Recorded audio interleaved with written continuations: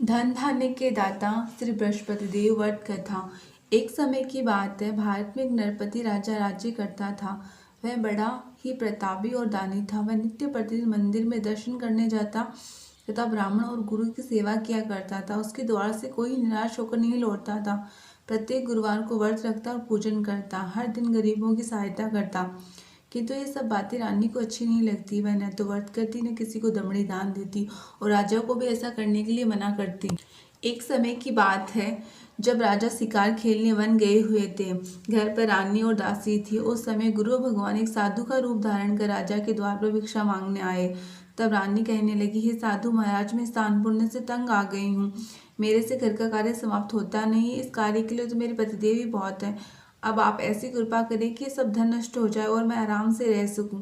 साधु बोले, हे देवी, तुम तो बड़ी विचित्र हो। संतान और धन से कोई दुखी होता है? इसको तो सभी चाहते हैं। पापी भी पुत्र और धन की इच्छा करता है। अगर आपके पास धन अधिक है तो भूखे मनुष्यों को भोजन करवाओ, प्याऊ लगवाओ, ब्राह्मणों को दान दो, धर्मशाला, तालाब, कुआं, बावड़ी, बाग बगीचों आदियों का निर्माण करवाओ, निर्धन मनुष्य की कुंवारी कन्याओं का विवाह करवाओ, अन्यों को यज्ञादि धर्म करो। इस प्रकार के कर्मों से आपके कुल और आपका नाम परलोक में सार्थक होगा और स्वर्ग की प्राप्ति होगी।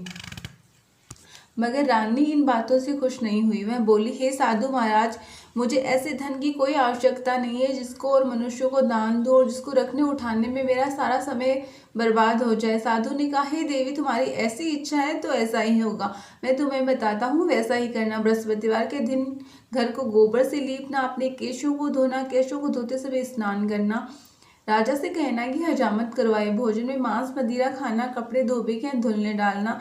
इस प्रकार 7 बृहस्पतिवार करने से तुम्हारा सारा धन नष्ट हो जाए। ऐसा कहकर साधु देवता वहां से अंतर्ध्यान हो गए।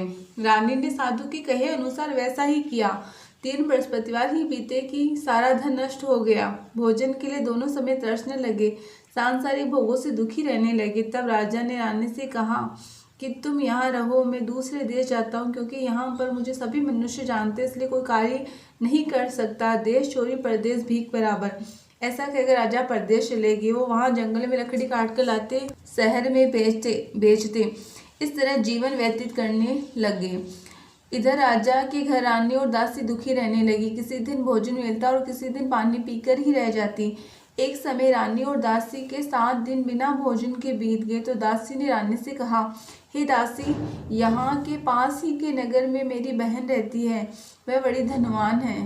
तू उसके पास जा और 5 सेर बेझर मांग ला, जिससे कुछ समय के लिए हमारी गुजर हो जाएगी। इस प्रकार रानी की आज्ञा मानकर दासी उसकी बहन के पास 5 सेर बेझर मांगने चली गई। रानी की बहन उस समय पूजन कर रही थी, क्योंकि उस रोज बृहस्पतिवार था। तब दासी ने रानी की बहन से बोली, हे रानी, मुझको तुम्हारी बहन ने भेजा है, 5 सेर बेझर दे दो। इस प्रकार अनेक बार कहा, परंतु रानी ने कुछ उत्तर नहीं दिया, क्योंकि वह उस समय बृहस्पति की कथा सुन रही थी। इस प्रकार जब दासी को कोई उत्तर नहीं मिला तो वह बहुत ही दुखी हुई और क्रोध भी आया और लौटकर रानी के पास आकर बोली, हे रानी, तुम्हारी बहन तो बड़ी अभिमानी है। वह छोटे मनुष्य से बात नहीं करती। जब मैंने उससे कहा तो उसने कोई उत्तर नहीं दिया और मैं वापस चली आई। रानी बोली, हे दासी, उसमें उसका कोई दोष नहीं है। जब बुरे दिन आते हैं तो कोई सहारा नहीं देता। अच्छे बुरे का पता आपत्ति में ही लगता है। जो ईश्वर की इच्छा होगा वही होगा। यह सब हमारे भाग्य का दोष है। उधर उस रानी ने सोचा कि मेरी बहन की दासी आई थी, परंतु मैं उससे नहीं बोली, इससे वह बहुत दुखी हुई होगी। यह सोचकर कथा सुन विष्णु भगवान का पूजन समाप्त कर वह बहन के घर चल दी। जाकर अपनी बहन से बोली, हे बहन, जब तुम्हारी दासी आई तो मैं बृहस्पति जी की कथा सुन रही थी। जब तक कथा होती है न उठते हैं न बोलते, इसलिए मैं न बोली। कहो दासी, क्यों आई थी? रानी बोली, बहन, हमारे अनाज नहीं है। वैसे तुमसे कोई बात छुपी तो नहीं है, इसलिए मैंने दासी को 5 सेर बेझर लाने भेज दिया।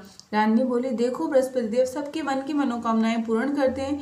देखो, शायद तुम्हारे घर में अनाज रखा हो। इस प्रकार जब रानी ने सुना तो वो घर के अंदर गई। वहाँ उसे एक बेझर से बड़ा बड़ा पात्र मिला, जिससे रानी और दासी पाकर बहुत प्रसन्न हुई। तब दासी ने कहा, हे रानी, वैसे हमको अन्न नहीं मिलता तो हम रोज व्रत किया करते हैं। अगर इनसे व्रत की विधि और कथा पूछ ली जाए तो हम भी इसे किया करेंगे।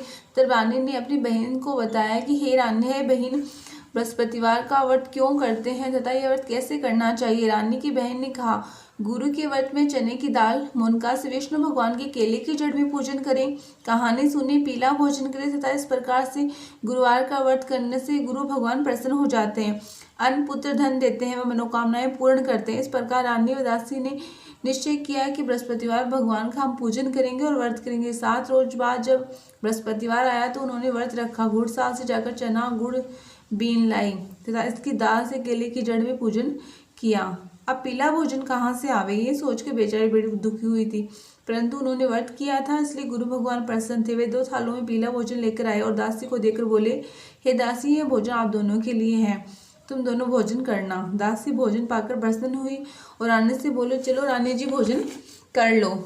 रानी को इस विषय में कुछ पता नहीं था, इसलिए मैं बोली, तू ही भोजन कर ले, क्यों व्यर्थ हमारी हंसी उड़ाती है। दासी बोले, एक महात्मा दे गए हैं। रानी कहने लगी, वह भोजन तेरे लिए देके गए हैं, तू कर। दासी ने कहा, वह महात्मा हम दोनों के लिए 2 थालों में भोजन देके गए हैं, इसलिए हम दोनों साथ साथ भोजन करेंगे। इस प्रकार दोनों ने गुरु भगवान को नमस्कार किया, भोजन किया तथा अब वे प्रत्येक बृहस्पतिवार को गुरु भगवान का व्रत और विष्णु पूजन करने लगी। बृहस्पति भगवान की कृपा से दोनों के पास फिर धन हो गया। रानी फिर उसी प्रकार आलस्य करने लगी तो दासी बोली, देखो रानी, तुम पहले भी इसी तरह आलस्य किया करती थी, बड़ी मुसीबतों के बाद हमें धन प्राप्त हुआ है, इसलिए हमें दान पुण्य करना चाहिए। भूखे मनुष्य को भोजन करवाओ, पाठशाला आदियों का निर्माण करवाओ, कुंवारी कन्याओं का विवाह करवाओ, धन को शुभ कार्यों में खर्च करो, जिससे तुम्हारे कुल का यश बढ़े और स्वर्ग की प्राप्ति और पितर प्रसन्न हो। जब रानी इस प्रकार के कार्य करना आरंभ किया तो काफी यश फैलने लगा। एक दिन रानी ने दासी से कहा कि राजा न जाने किस प्रकार होंगे, उनकी कोई खबर नहीं है। गुरु भगवान से उन्होंने प्रार्थना की तो भगवान ने राजा के स्वप्न में कहा, हे राजा, और तेरी रानी तुझको याद करती है, अपने देश को जा। राजा प्रातः उठा और सोचने लगा, स्त्री जाति खाने और पहनने की संगनी होती है, पर भगवान की आज्ञा मानकर वो अपने नगर के लिए रवाना हुआ। इससे पूर्व जब राजा परदेश आया तो दुखी रहने लगा। प्रतिदिन जंगल में लकड़ी काट कर लाता और उन्हें शहर में बेचकर अपना जीवन व्यतीत करता। एक दिन राजा अपनी पुरानी बातों को याद कर दुखी होकर रोने लगा। तब बृहस्पति एक साधु का रूप धारण कर आए और राजा के पास आकर बोले, हे लकड़हारे, तुम इस जंगल में किस चिंता में डूबे हो, मुझको बताओ। यह सुन राजा की आंखों में आंसू भर आए। साधु की वंदना कर बोले, हे प्रभु, आप सब कुछ जानने वाले हो। इतना कह साधु को अपनी सारी व्यथा बतला दी। महात्मा दयालु होते उससे बोले, हे राजा, तुम्हारी स्त्री ने बृहस्पति देव का अपमान किया था, इस कारण तुम्हारी यह दशा हुई है। अब तुम किस प्रकार की चिंता मत करो, भगवान तुम्हें पहले से अधिक धन देंगे। देखो, तुम्हारी स्त्री ने भी गुरुवार का व्रत करना आरंभ कर दिया है। अब तुम मेरा कहा मानो, बृहस्पतिवार को व्रत करके चने की दाल गुड़ जल के लोटे में डालकर केले की जड़ में पूजन करना।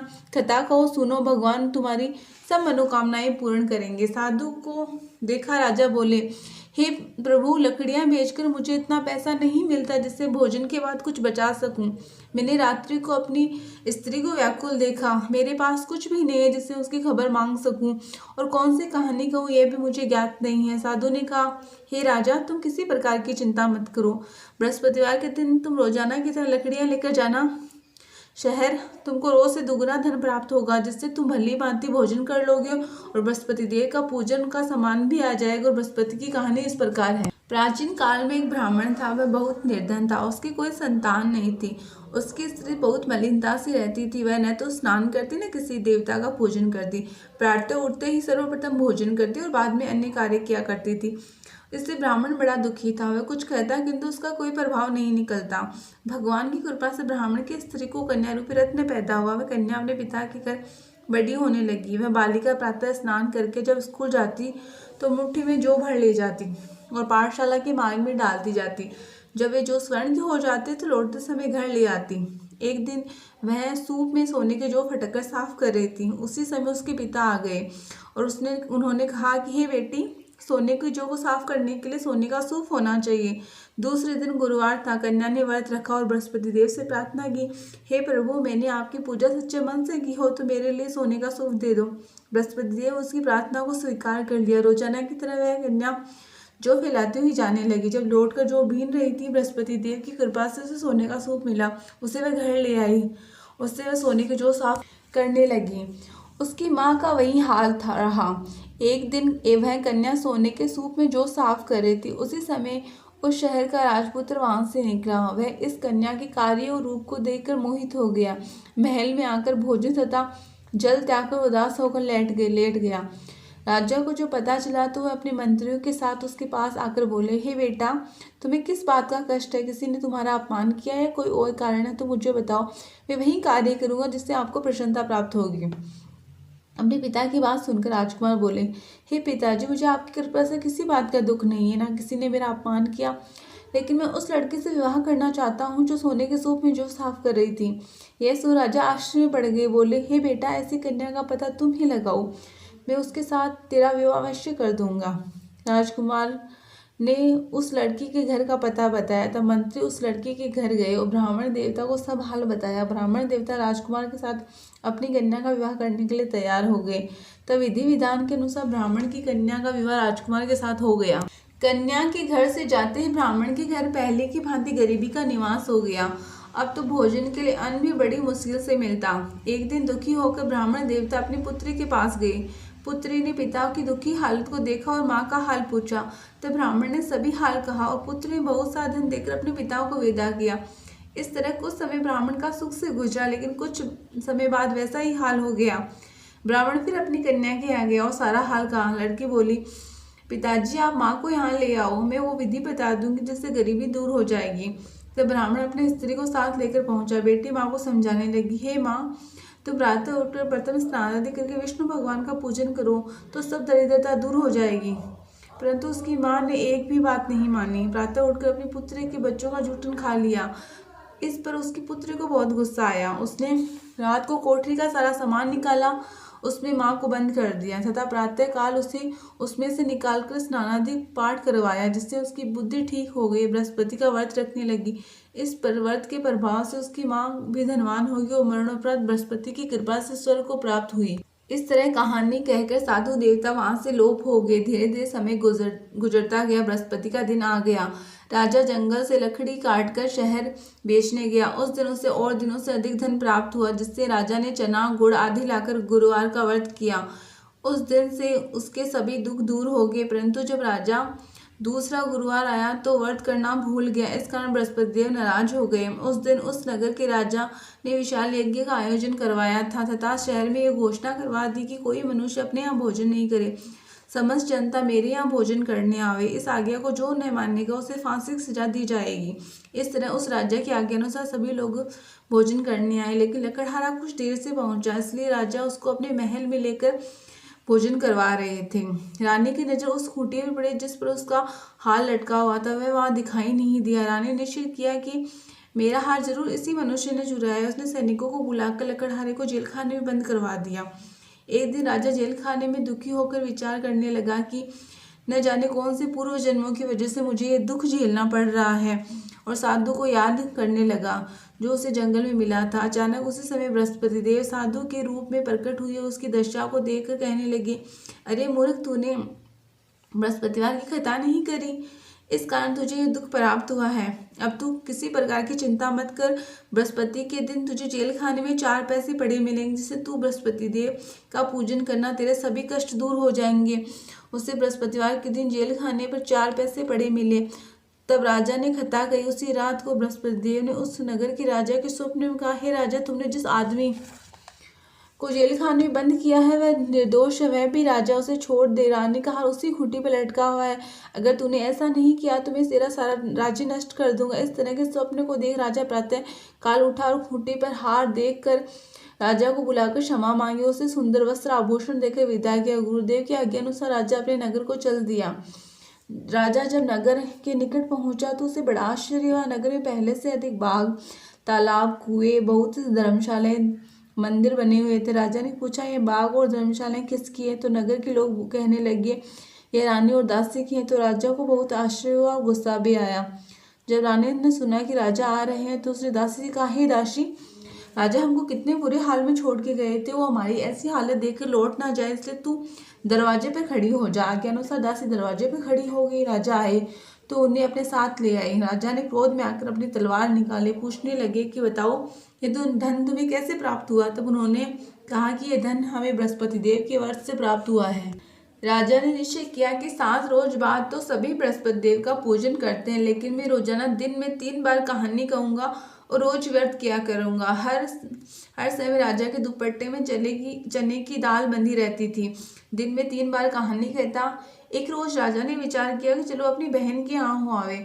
यह निश्चय कर राजा घोड़े पर सवार हो अपनी बहन के यहाँ चल दिया।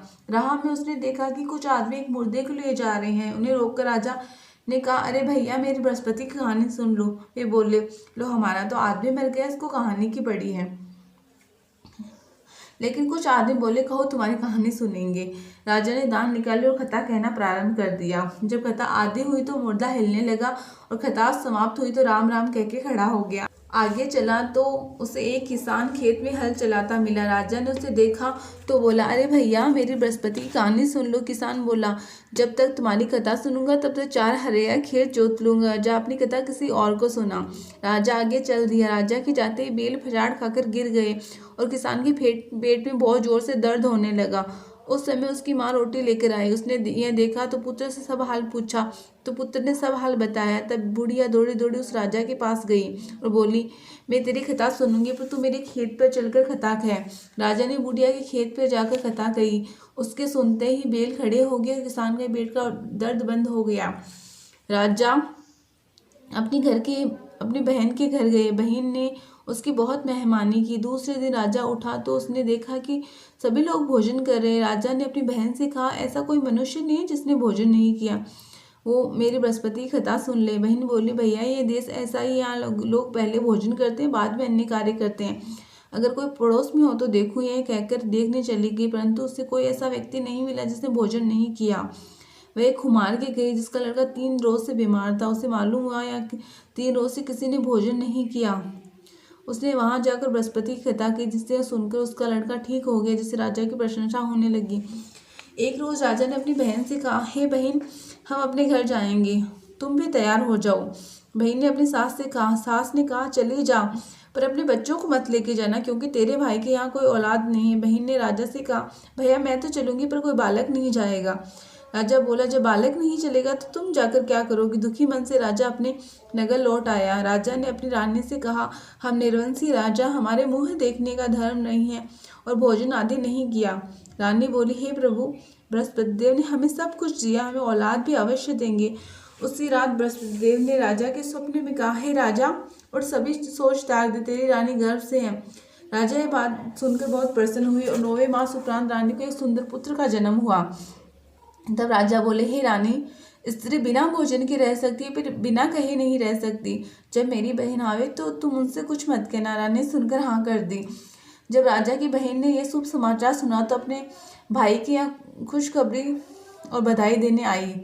तो रानी ने कहा, घोड़ा चढ़कर तो नहीं आई, गधा चढ़ी आई। वह बोले, भाभी, मैं इस प्रकार नहीं कहती तो तुम्हें औलाद कैसे मिलती। बृहस्पति देव सभी के मन की मनोकामनाएं पूर्ण करते हैं। जो सद्भावना पूर्ण बृहस्पति देव का व्रत करते हैं या सुनते हैं, दूसरों को सुनाते हैं, बृहस्पति देव उसकी सभी मनोकामनाएं पूर्ण करते हैं। भगवान बृहस्पति उसकी सदैव रक्षा करते हैं। संसार में जो मनुष्य भगवान का पूजन व्रत सच्चे मन से करते हैं, उनकी सभी मनोकामनाएं पूर्ण होती है। जैसे सच्ची भावना से राजा और रानी ने कथा का गुणगान किया तो उनकी सभी मनोकामनाएं बृहस्पति देव ने पूर्ण की। इसलिए कथा सुनने के बाद सभी को प्रसाद लेके जाना चाहिए। हृदय में बृहस्पति देव का मनन करते हुए बृहस्पति देव का जयकारा लगाना चाहिए। बोलो बृहस्पति देव महाराज की जय, विष्णु भगवान की जय।